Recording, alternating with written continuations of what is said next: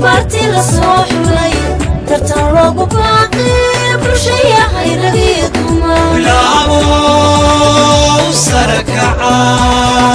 sacab sacab sacab sacab badan halooqtumo sacab sacab sacab sacab badan halooqtumo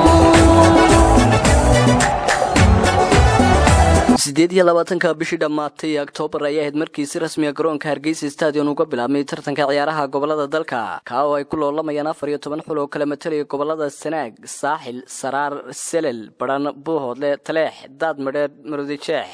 Xaysimo, Awdal iyo Hawd. Tartankaasi oo ka kooban ciyaaraha kubadda cagta, kolayga iyo orodada. Midkiisa ugu xiisaha iyo xamaasadda badan ayaa ah midkan kubadda cagta. kuwaasi oo muddadii uu socday ay fooda isku dareen ciyaaraha adag oo cariya wira. Haddaba waxaan warbixinteena si kooban ugu eegi doonaa waxyaabihii soo jiitay indhaha daawadayaasha, isla markaasina sida weyn ugu faafay baraha bulshada.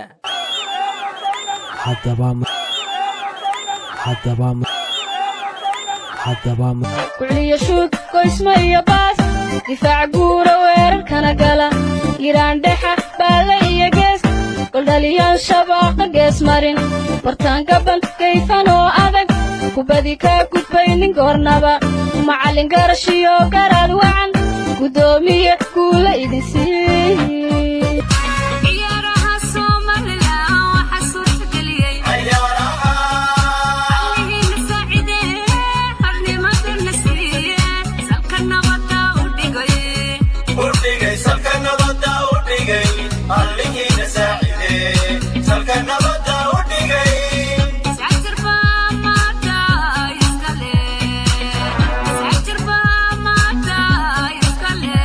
dhinacooda boqolaal taageerayaal oo kasoo kala gooshay gudaha caasimadda iyo gobolada dalka ayaa soo buuxdhaafiyay gegada ciyaaraha ee Hargeysa Stadium waxaana taageerayaashani qayb weyn ay ka hayeen guulaha ay garoonka kala huleeleen xulalka ay kala taageerayeen waxaana laga soo gudbay ciyaaro derbiya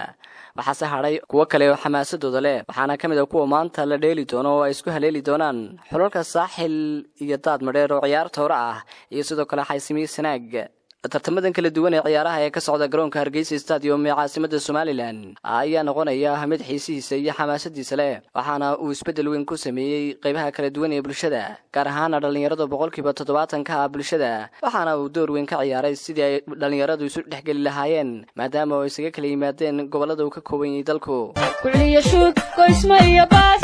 difaac guura weerarkana gala iraan dhexa baala iyo gees goldhaliyaan shabaaqa gees marin bartaanka bandkayfan oo adag kubadii kaa gudbaynin goornaba macallin garashiyo garaad wacan gudoomiye guula idin sii